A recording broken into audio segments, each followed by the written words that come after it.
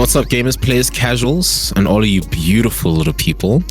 This week, welcome you to episode 25, a quarter of a century, you know what it is, of the weekly patch notes. I'm your host, Thamziri. Joined with me is Maxwell. What's good, Holmes? I'm all right. Thank you very much. Aware, Sirski. And then we also have Kid Kojo. What's good, King? I'm chilling, man. How you doing? Yo, I'm breezy, man. I'm breezy. And yeah, you can check them out on their social medias. You can check me out on my social medias. What's good? What's nice? And yeah, welcome to the episode. All right. So, as always, our social media handles and stuff, as I mentioned before, are going to be in the description. So don't you worry about that and missing out on any of the information. We also post our links as well for anything that we discuss in this episode. We ask that you please don't forget to like, subscribe, and follow X2Skip. Any and all support is welcome. And before we get into the gaming tidbits, guys, do you have any admin or anything update worthy? Maxwell?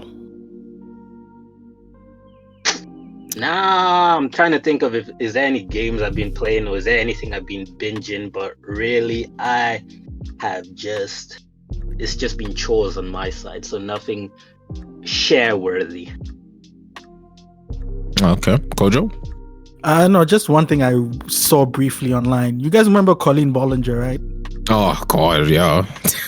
So apparently she's put up her song on streaming platforms. Oh yes, and apparently if anyone gets caught with it, you get copyright struck. So she's struck about 31 people thus far. Luckily for us, in our episodes where we've had her, we did not use any audio, just visual, which is allowed. So we are good. Nice. She's on her villain arc. Yeah, and it's just dumb, honestly. But hey, if you're gonna capitalize from your L, a win is a win. That's how I like to see it. Damn straight. All right, cool. So heading into some gaming tidbits, starting with the gaming news. Max, what you got for us, bud? All right, so this week there've been some gaming stuff, but they are nothing compared to our major focus, which is finally getting to talk about Microsoft and the FTC, how everything is progressing, how everything progressed and all of that news and stuff like that. So this week had a whole chain reaction, beginning with a judge revealing her decision that she will allow the acquisition to go through with the FTC's preliminary injunction against the acquisition being dismissed by her. The judge released a statement explaining the court decision that Microsoft's acquisition will be the biggest tech acquisition and rightly requires scrutiny. However, Microsoft has made it clear publicly and in writing that we will keep Call of Duty on PlayStation on parity with Xbox for the next 10 years and has gone to great lengths to ensure as much with Nintendo and cloud platforms, whereas the FTC has failed to show how this acquisition will negatively impact competition. The judge also went on to say that she believes what Microsoft is doing will bring Call of Duty to more platforms and audiences. That was her rationale behind her decision. So from there, the FTC still sought to fight against the acquisition and appealed the judge's decision. There's a whole time sensitivity aspect to the appeal that we don't need to get into because we are discussing the matter with hindsight on our side, so we don't need to waste our time analyzing the possible repercussions or small elements like the time sensitivity matter. We know how things have turned out at the time of recording, and we can focus on the key points. So in their appeal, the FTC were against how the judge ruled, stating, 1, that she applied the wrong legal standard, relying on government cases to, how would I describe it? Basically, she was using government cases and acquisition mergers and stuff like that in that realm, and they felt you can't, that's a whole separate, comparing apples and oranges. 2, she erred on Xbox Game Pass consumer benefits over potential foreclosure in multi-game subs. Now, this aspect, I did not flipping understand what the hell they meant. So if you guys are smarter than me and can explain that, Sure, but I can't dumb it down. 3, she relied too much on Microsoft's cloud gaming agreement. 4, she missed potential partial foreclosure strategies. And 5, she ignored the FTC's evidence about Microsoft's incentive to foreclose. Well, this appeal went to America's Ninth Circuit Court and they rejected it. So what this means is that Microsoft can finish the acquisition by July 18th deadline if they so please.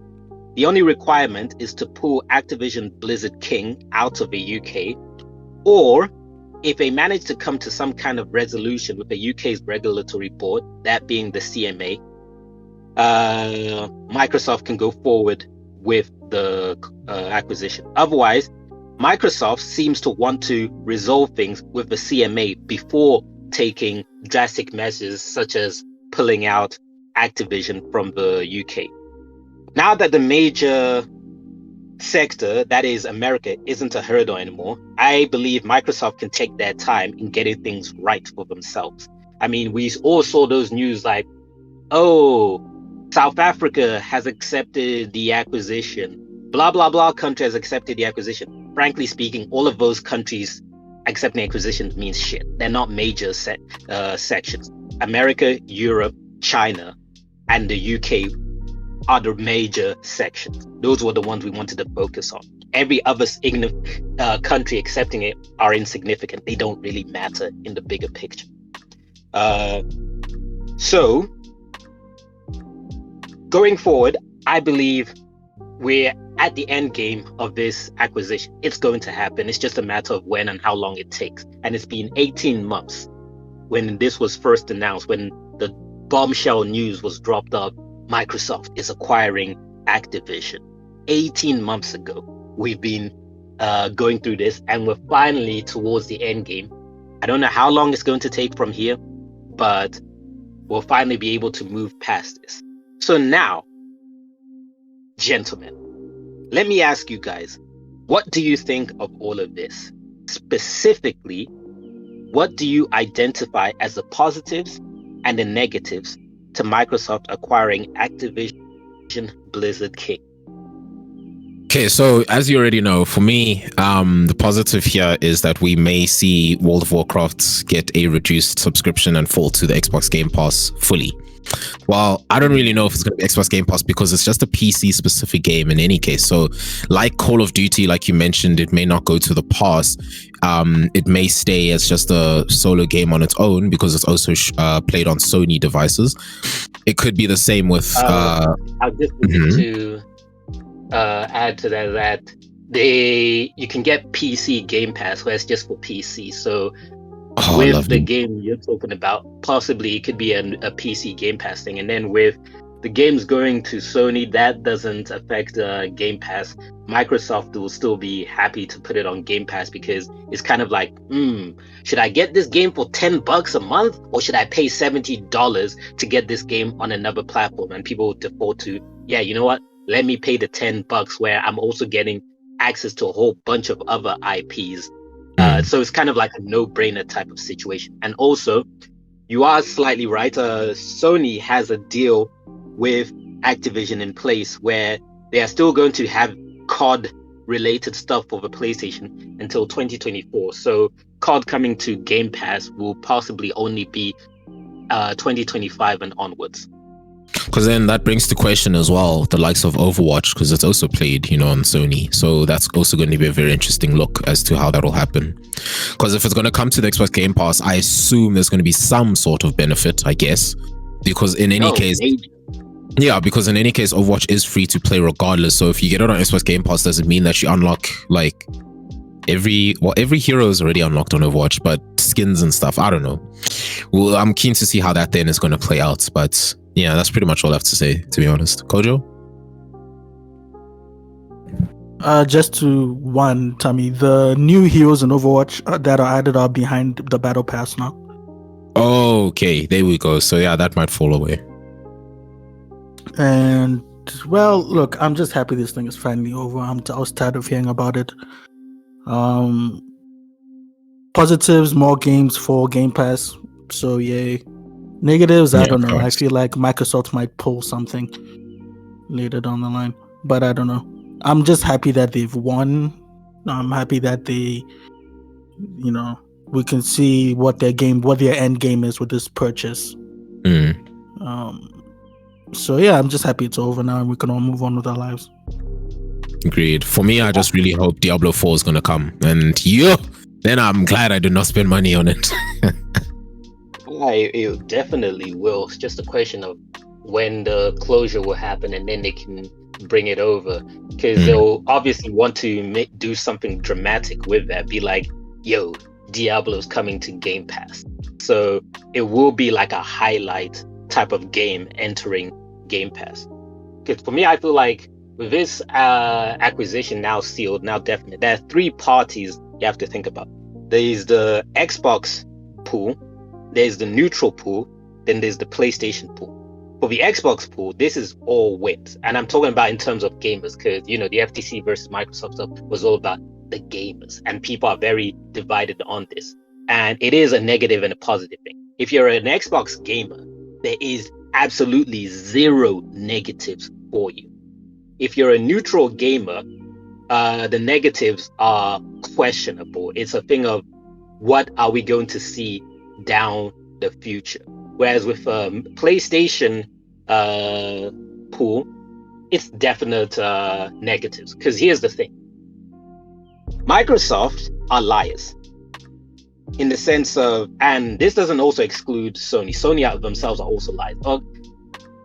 Actually, I'll say the difference between Sony and Microsoft is actually, I'll say Sony is aggressive to the point that it's negative. Whereas Microsoft are liars. You cannot trust what they say. And that's where my issue lies with this whole acquisition thing. Because some of their argument points were that, we haven't pulled games off of PlayStation. It's like, yeah, these games were originally on PlayStation, but going forward, making games, you are not going to be making any games for PlayStation.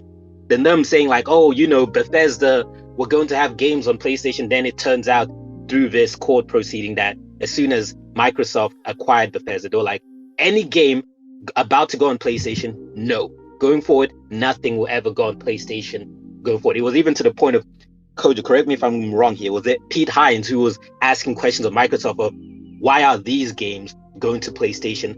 Why is Call of Duty going to still be available on PlayStation, but our games are not on PlayStation anymore? It's like, it doesn't make sense to us and stuff like that. Because you can have your Todd Howard, managing marketing and being a public face saying, we're happy we're only on one console because we can focus better. This is just all bullshit for the cameras, for the audience. We're never going to hear the truth. And the truth is the more of these emails of, this is kind of like, there's a lot of things Xbox is doing, which is questionable. But it's the thing of Xbox, I feel, Sony is not really the concern. Sony is kind of like, when you have a fly trying to land on your food as you're eating, or you have a mosquito making noise as you're trying to sleep. I feel that's Sony to Microsoft. That in the bigger picture, Microsoft like, dude, you really are not a factor. You're just a bother. And people are missing that. They're thinking it's a Sony Microsoft thing. It's like, no, it's never been Sony Microsoft.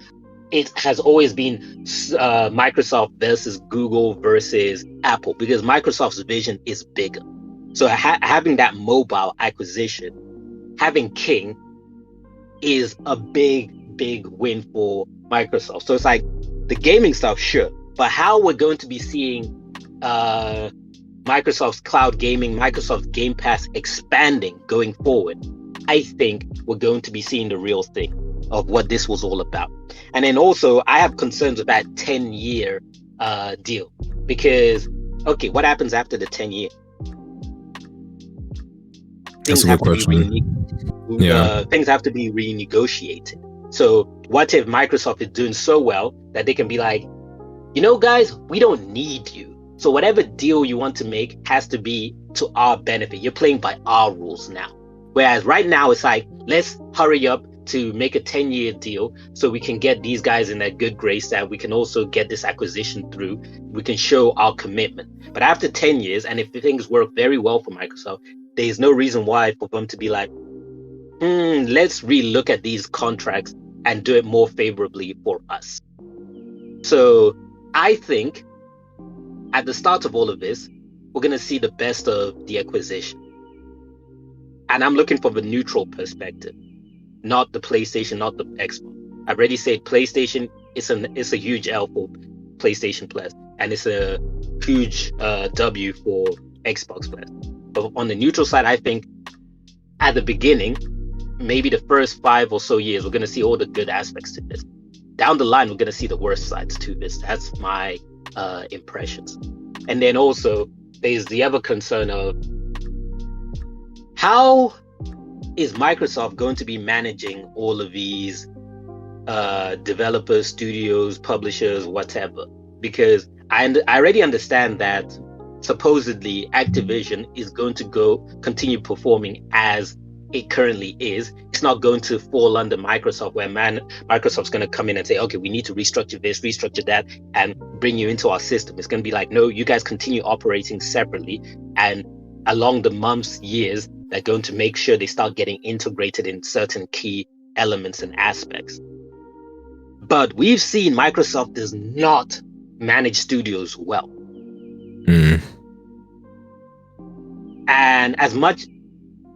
And giving Microsoft more IP, I don't think that's a good thing, because it's more things for them to either screw up or ignore. But we'll see how it goes. Yeah, true. A lot can happen in that amount of time. And we can't obviously forget the likes of like Epic Games, who obviously can't really hold a candle to Microsoft, but still Epic Games is also, on this whole thing of taking other studios under their wing and doing the most with them. So we'll see how it goes.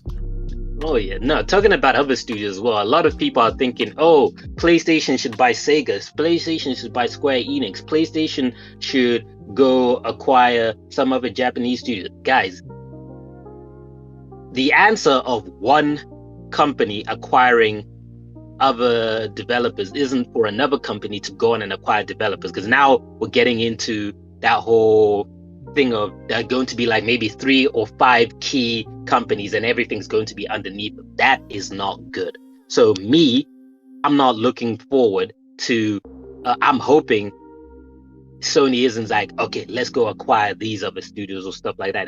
That Sony should stick to their guns of they try to acquire smaller studios who they can integrate into the Sony family better. Microsoft was all about acquiring more IP. So I'm thinking going forward with Microsoft, they're probably not going to be allowed to make major acquisitions because it's going to consolidate their powers too much. So they can only probably acquire smaller companies, I think. Whereas with Sony, I'm hoping it's not a thing of, okay, let's go acquire this major company.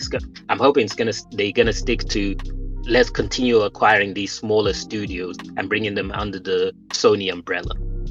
Because I restate, we don't need more companies or less competition because these companies are buying everyone out. We don't need that. That's not the answer. I think it's just going to make gaming worse. Agreed. No, but thanks for that, bro. No problemo. Oh, wait. Alrighty, moving on to the gaming corner. I do have something to say. Yeah, what's up? So I have one news. I didn't know where to put it, but I'll put it under this news. I don't know if you've been keeping up with World of Warcraft drama. I actually haven't. I long gave up with that game. So I'm gonna need your help to explain certain things because World of Warcraft is not my thing. So long story short, because it's a bit of a long story. Long story short, there's this. So World of Warcraft, there's this subset of World of Warcraft classic players called World of Warcraft hardcore classic players. What that means is that hardcore basically means that if your character dies, that's it. You delete your character, that's it. Like there's no resing, there's no pass go. Yeah, pretty much. There's no pass go, there's no collect $200, you delete your character.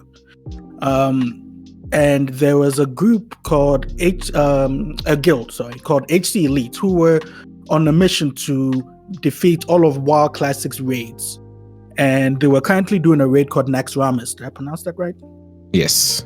And they were doing Nax Ramis, and there was an encounter called the Four Horsemen. And what one of the strategies is, it's a 40-man raid, by the way, so 40 players. Yeah. And one of the strategies is to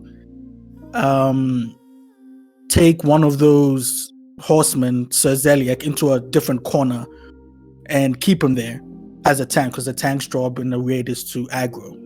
So you keep that one horseman there in the corner whilst the other, DPS and other, they kite and deal with the other bosses. So Teeny Violin, also known as Tiny Violin 69, nice. He was tasked with dealing with Sir Zeliek, and he was taking him into the right corner. He was like, okay, he's taking to the right corner. Everybody was like, okay, cool.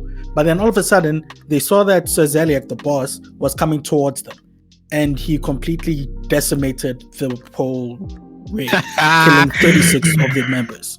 Oh, a shame. So 36 people died. The rest were able to teleport out, luckily. So 36 people have lost their characters now. And people, at first, Tiny Violin could be heard saying, oh, damn, it was the wrong corner. Man, oh, man, that type of thing. But then people came to the conclusion that he was griefing. He did this on purpose. And a bunch of people afterwards were, they're talking on the Discord, or they were talking on whatever chat.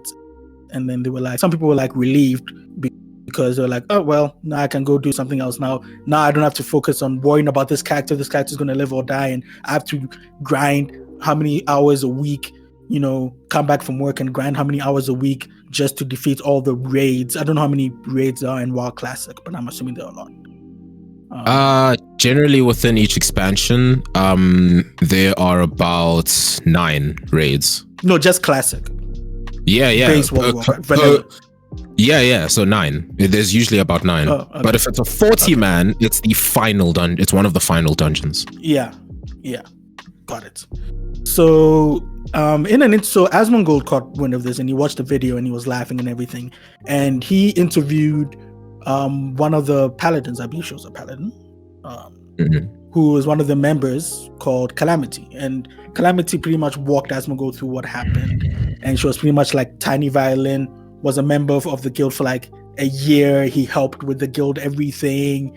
He helped them, get items and walk them through the game and all of that stuff, because Calamity was like, she's new to the game. She's only been playing for like a year and a half. So Tiny Violin was helping them with everything. And then all of a sudden he went and did this. So she explained everything. She had a chat with Asmongold, and we thought that was it. And then later on, it came out that Stay Safe, who's a WoW content creator, he interviewed Tiny Violin himself, and Tiny Violin pretty much said that, look, here's what happened. He joined the guild. He thought it was a fun guild. WoW Classic hardcore was awesome. Oh, by the way, this is unofficial hardcore. These are players making their own rules for hardcore, because it's not Blizzard an is releasing thing. Blizzard is releasing their own hardcore game mode later on in the year, I believe. So Tiny Violin was saying, look, he joined the guild, everything was fine, but then he started to see some corruption in the guild and everything. So this was Judgment Day. And Stay Safe kept asking him, so it's like, were you griefing, or do you consider yourself a griefer? And then Tiny Violin just kept saying, no, this was Judgment Day. It's a 30-minute. I suggest people go watch that one. Also, people go watch Asmongold's interview with Calamity. But yeah, that's pretty much the gist of it. People are calling this one of either the greatest moments or one of the most, like, people are saying this is a brilliant griefing. Like, it's devastating, but at the same time, it's genius. I don't know. I've never done a 40-man raid. I don't know. Tell me, what do you think about this whole story? Because you were laughing, so to me, you found it funny.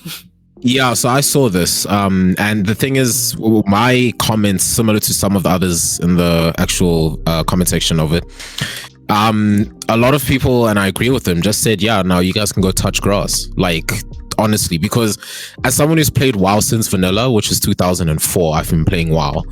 40-man raids can literally take about from I don't want to say 30 minutes because that's impossible. It will probably take you about 30 minutes just to defeat the first 2 bosses. But a raid can go up to like 2 hours. Where majority of the time you're not even fighting the bosses, you're just moving from place 1 to place 2, you know. So definitely if they've gone this far, on top of not being, you know, normal players and they're being heroic and hardcore, then the difficulty with that is the amount of strategy that you need.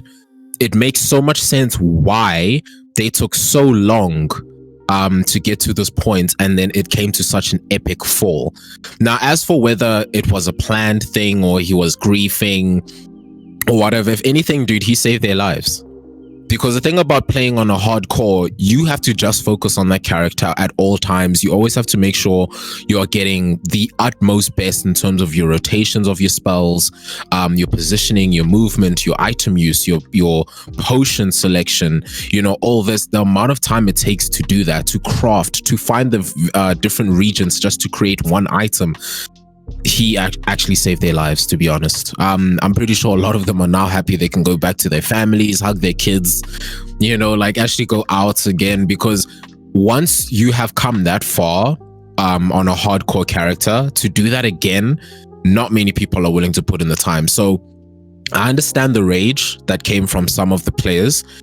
You know, all this time that they've done and it came to such a quick waste. It would have been at least honorable if the fight lasted long enough, you know, and they were clearly outclassed by the boss. But for a matter of incorrect aggroing and positioning, it seems very much something that they did on purpose.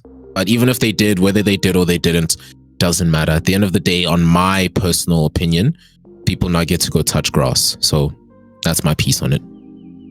Yeah, adding on to what you said, Tiny Violin did say that, look, people did message him. He didn't want to show messages on, you know, because, you know, privacy, but he was like, people did message him and thanked him, you know, because they felt like they had to get, like I said, get on and grind these, you know, raids, and, you know, they just didn't have time for themselves, and now they can just go chill, like Tommy said. But yeah, that's it for my news. Oh, wait. Thank you, bro. Moving on to the gaming corner. What game releases do you have for us, bro? All right, let's start off with Maxwell's favorite game of all time, Bugsnax. Now, Bugsnax already came out, but it's being re-released. Yeah, it's being re-released on the iOS for some reason. Wait, just a quick one. Do you know whose favorite game this is? No, Sarah from Kero Kero Bonito. Yeah, because they made a song for it.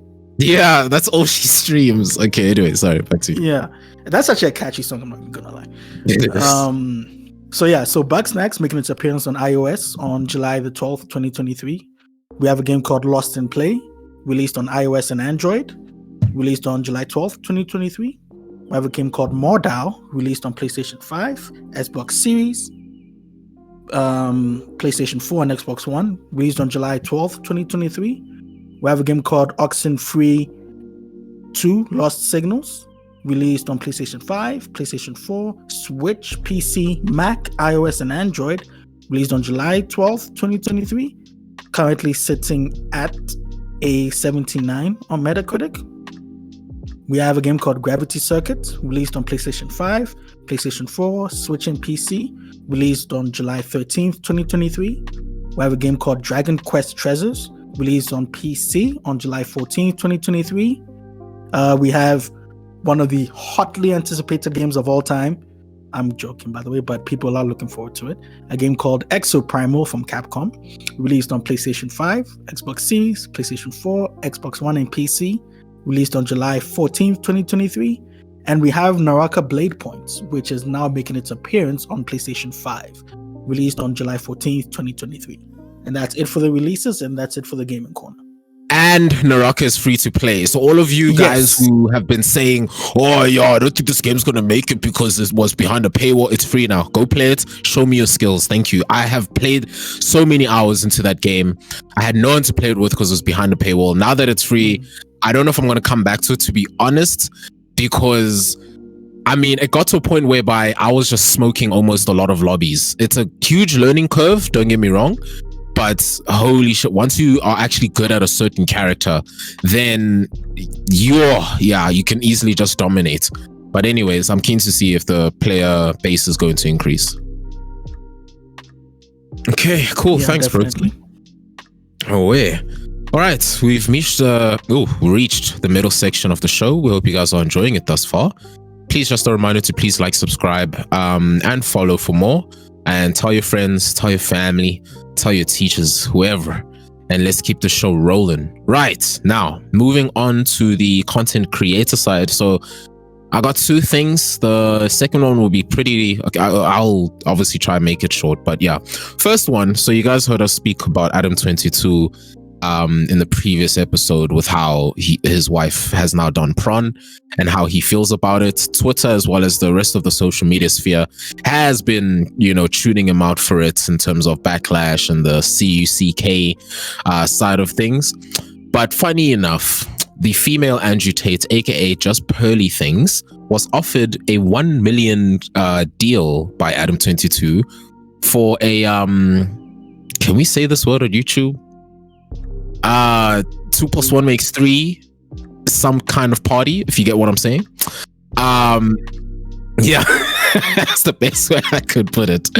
She slammed it and says, "No, thank you. I have a dad. I had a dad growing up." That was her slapback. So a lot of people are praising her for that exact same thing, but at the same time, she's getting a lot of backlash where some reputable prawn stars say they also have a dad who supports their content, this and this, and don't make it about the fact that you have a father or not. That shouldn't be the reason why any person should turn down a deal of whatever it may be. And because they just felt they got attacked with but anyways, that's just the one. Now the second one, that I highly think that is saying they have dads who are supportive. That's a very loose term. I would assume they have dads who are tolerating their lifestyle. 100%. Yeah, I would also just say it like that. 100%. For some, it's like not even tolerating. It's just the fact that they're happy for their daughter to be getting money. As for how it is, they probably will never speak on that as fathers. But yeah. What does your daughter do for a living? Oh, she slams mad peen. Yeah. She works in entertainment. Simple. Yeah, but the moment you say that, really, what has she been in a movie I've seen? No father thinks that. No, she does some underground stuff. Oh no, that's worse. Simple. What do you mean underground? Niche. Can you give me an some example niche, of underground? Niche. Let's say some niche things that you've never heard of. Simple. You must be proud of her. Then you can say she's doing what she loves. Done. Simple. I would like Shut to it support. Could you tell me one of the things she does so I could check it out in my free time? Oh, don't worry. Brilliant. Don't worry. She doesn't like it to be publicized. She just wants to keep it to herself. Simple. Shut it down. Done. Yeah, nah, it's real. If you told me something like that, like she likes to keep it to herself, that would raise alarm flags to me. I wouldn't think she's doing stuff, that type of stuff, but I'll be like, why was he walking around the topic? I'll be like, okay, let me go Google his daughter and let me see if anything comes up. And then if she's popular enough that her real name is attached to her performance name, it's late. I'll just be like, oh, that, yeah, okay, she is an entertainer. Yeah, you see. And that'll be the worst thing for me is like if my friends know. Yeah, I don't know, bro. I don't know. But yeah, who knows? Life is life, man. Shit, live it how you want. Because for me, I'm like, exactly. No, thank you for saying that. Live how you want. Because if I have kids and they're doing stuff I wouldn't want them to do, I'll be like, all right, cool. You can do what you want. It doesn't mean I'm going to support you, though. But you can do what you want. It's life. Yeah. So, yeah. All right, moving on to the next segment. So this one is pretty touchy because okay, I want to just preface to say that I don't like this content creator. So we're talking today about Tyler Blevins, aka Ninja. Yeah. So Ninja was on a stream with Tim the Tatman and I forget the other guy's name. I think it was Cloaksy. Cloaksy? Yeah, Cloaksy. Yeah.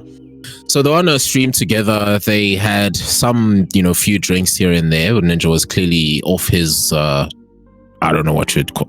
I don't know what the people using that term. Off his chair, off his, I don't know. Anyways, are you allowed to consume alcohol on a stream? Yes. Yeah, you can. You can. There's nothing wrong with that. Dude, Justin People Minks do was drunk streams all the time. for that. Justin Minks was queen of that. Yeah. So wait. So I see a lot of things wrong with that, because to me it sounds hypocritical. You're going to be talking about, you have to edit certain content because of who's going to see it, but then drinking is one of those content where you've got 12-year-olds watching these people drink, thinking, hey, it must be fun drinking. I can't wait when I get to drink. Like, surely this content should be like controlled. Like, maybe a thing of, if you're going to be drinking on stream, your content will be flagged for viewers under legal age cannot be watching it. Like, viewers under 18. There is a tag that says intended for not even just that. If you click on a streamer's stream and they've marked it as 18 plus, you get a black screen with a button and text saying this is for mature audiences. Then you just get a purple button that says proceed. Anyone of any age can just press proceed. So it doesn't matter. That's problematic because YouTube has a similar thing of, you have to, if a video has violence or something like that, it's for a certain age, but there on YouTube you have to log in to verify your age. Twitch doesn't do age verification. They don't do it at all. YouTube does. So how can people complain about gambling stuff or prawn stuff, but then you've got drinking right there on the stream? I think it's hypocritical. But it is, but just to give context, this was on YouTube. Yes. And the thing, so how it went down, right? Let me go back into the past. A long time ago, when Ninja was the top of Fortnite streams, that's all he was pretty much known for. There was someone called Ronaldo. Back then he was known as NRQ Ronaldo. Right, Stable Ronaldo, which is his normal gamer name. Him and Ninja go way back then, when they were both very much well skilled in terms of Fortnite. And Ronaldo looked up to Ninja, because Ninja, regardless of the fact that he was so famous, he was just very good at the game. And he looked up to Ninja, took Ninja's, lessons on how to play the game better, this and this. So they have some history, okay? And Ninja also pretty much helped with his viewership and everything. There's videos on it whereby Ronaldo will be asking Ninja, how much does Ninja make off of certain videos of Fortnite. There was even a video where just on the creator code, whereby if you use the creator's skins or whatever in the game, the creator gets some incentive off of it. Ninja had said that he earned about 5 million just within a month, just off of people trying to get the Ninja skin on Fortnite, this and this, right? So obviously, Ninja was all about the money and the numbers back then. He was earning racks. So on the stream that he was with Cloaksy and Tim the Tatman, Ninja was then basically saying, oh, by the way, Ronaldo has pretty much dropped off of Fortnite. He's now doing IRL streams, this and this, where he does song challenges and all this. So watching that, Tim the Tatman, Cloaksy and Ninja then made a comment saying it's sad how he is, so irrelevant nowadays and he's doing this IRL stuff. Also claiming to say that Ronaldo is literally a 20th of our follow base and he's completely irrelevant, before then saying that Ronaldo has failed miserably at being an IRL streamer. Ronaldo was watching that stream live as soon as that was said. Right, and then Tim the Tatman and Cloaks were like, yo, hi Ronaldo, sorry about that, Tyler, we don't know why Tyler's saying all these things, Tyler being Ninja. And then even Ninja was like, oh shit, sorry Ronaldo, oh okay, cool. But then he was just like, but I'm just gonna say it, you should go back to competitive Fortnite, that's where you actually used to make a killing and a living. Right now you're just washed up. So the video is there, we'll post it in the description. Ninja went on for about a whole minute and 14 seconds.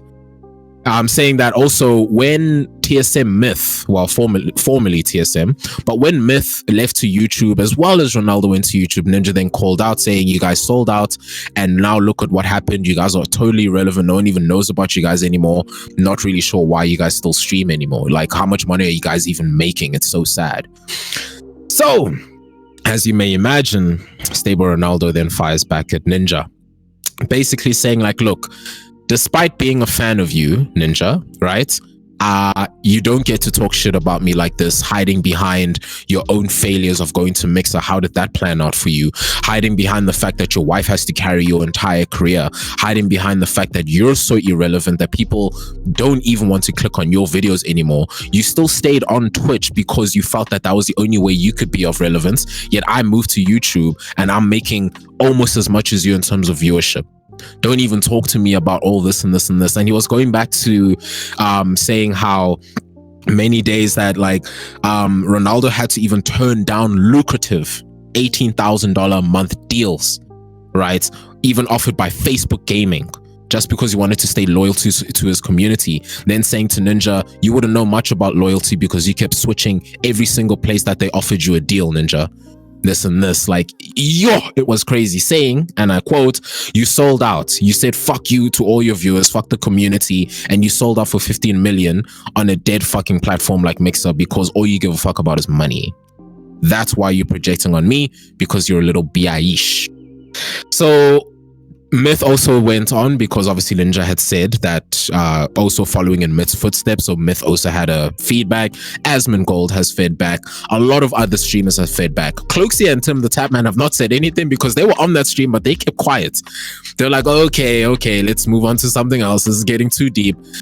That stream alone peaked to about 42,000 concurrent live viewers because everyone was getting in on this while it was live.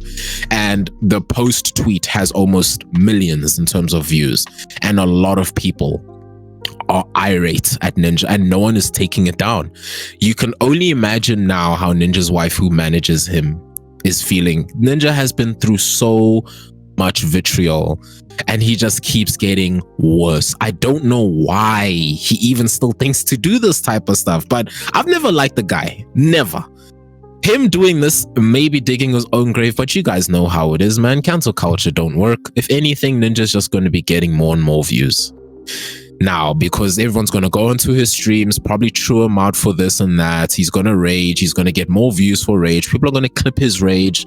It's just to inflate his ego. But to do this, come on, bruh. At this rate, yeah. You're completely correct about the more views stuff where drama creates views. Even if it's negative drama, you're still going to get views out of it. And some people who are tuning in are going to subscribe or whatever. Facts. And then people basically saying, other FaZe members started coming out saying, look, Ninja, you corny as fuck. That shit was uncalled for. Lay off the liquor, you washed up old man. A lot of people are not coming back to it, and you guys can obviously imagine what followed next. Ninja then apologizes, but in a tweet. So he's yet to apologize publicly in a video. But in terms of all the other controversy of all the other streamers coming out and pointing Ninja out for his failures, he has yet to say anything about that. But yeah, as of late, what we know now is that Tim the Tatman, they were meant to have a dinner stream later on this weekend, as well as, the following. But he's been uninvited. Ninja has been uninvited from it, and Tim the Tapman had stated that it was rightfully so. So yeah, hopefully, I personally, I think hopefully this may be the start of the end of Ninja. Dude, he's such an asshole. Yeah, it's sad that not many people can get cancelled nowadays. Cancel culture doesn't really do much, to be honest. But I really hope that he learns his ways and just retires, because honestly, bro, flip, if we're talking washed up, he's one of them. Let's not forget that whole entire scene that he did on New Year's Day in New York, where he tried to get the people of New York to do his ninja dance. Ain't no one know about you, bro. No one knows who you are. Little 12-year-olds know who you are. No one's gonna do that dance with you. Come on, that was such an embarrassment on live TV, on E Entertainment. Such an embarrassment. But anyways, that is my side of things. Kojo. Tell EDP that cancel culture doesn't work. Oh, and bruh, the EDP stuff, he's back, my boy. He actually admitted to what he did. And man. Well, he admitted in a roundabout way. No, of course. That's usually how it is. He's got to save some face, but still, like, that video was so bad. Oh, man. But it looks like he's trying to make a comeback, but we'll see how that goes. Cool. So, Kojo, anything from your side, content creator-wise? Just one. Remember we spoke about PewDiePie saying he's going to take a break, step back from YouTube. Yeah. Well, guess what? He, on Instagram, I believe it was Instagram. Yes, on Instagram. He posted a picture of him and Martia holding their baby boy. And captioned it, 11th July 2023. Welcome to the family, little Beyond heart emoji. So, yay, we have mini PewDiePie, little Pewdie in the house now, Beyond. I'm happy for both of them. I wish them all the luck in the world. I know PewDiePie is going to be a great father. I know Martia, his wife and mother of Beyond now, is going to be a good mother. So yeah, shout out to Martia, Felix, and Beyond. That's pretty much it. Okay, thanks, broski. Okay, moving on to. Oh wait, Max, do you have anything for the content creator side? That's a negative. Okay, moving on to esports side. I don't really have much, but for those of you who don't know, the LGS, which is the Apex League championship, is taking place. It's been going on for about 3 days now. But in one of the tournaments on the 15th of July, one team had a very sad loss purely because their one player, who was a Watson player, was busy looting in the corner, looting one of their killed enemies' loot boxes, and glitched into the box and could not leave as the zone was coming in, leading them to just die in the zone. Their teammates were also concerned, still trying to stay behind in case he was able to make it out of the UI glitch. But alas, the entire team then got wiped out. This was very sad. And a lot of people are blaming Respawn for it, for such a bug of this like rate, especially in such an important championship league to take place. So yeah, that's going to be very interesting. As of now, the team is actively trying to ask for a replay, but it's very tough to do that because, I mean, the LGS as a whole, it's a lot of people in one gaming session, you know, so it's not going to be very easy to just have a replay of that. And it's interesting to now see what's going to happen to that team's standings, because they do believe that they could have maybe won or gotten a better winning position in terms of the game. So let's just see how this is going to pan out. Kojo, anything from your side, esports? No. None. Alrighty. Cool. Right, moving on to the discussion section. Do you guys have anything you'd like to discuss? To discuss it now, to discuss it next week. I think next week will be fine. Alright, cool. No stress. Alrighty. I don't have anything on my side. It's not really a discussion, I don't think. No, it's not a discussion, actually. I'll post it in the description. It still leads on from the whole Ninja versus Ronaldo thing. You guys in the comments, just let us know what you think about the entire situation. Whose side do you fall on? And the discussion point being, when it comes to streaming content creation and, you know, just the well-being of many streamers, do you think clout has a lot to play in terms of you as a person supporting somebody, or do you really give into supporting them financially? Or is it just like, yeah, no, I just like this guy because he's very good at the gaming, he's very well known, this and this, or no, I like to support this guy financially because, you know, he's going through tough times, this and this. So where do you guys stand in it? And let us know who your favorite person on Twitch is, or your streamer on YouTube, Kick, wherever. Let us know. Alrighty. There is no news blitz today, so this is just a blitz of an entire episode if you think about it. Well, sorta. But we're going to leave it there. Gentlemen, thank you so much for this episode, and thank you to the listeners for tuning in. This has been X2Skip, bringing you the weekly patch notes, and we hope to see you in the next one. Thank you so much, and enjoy your week. Peace out.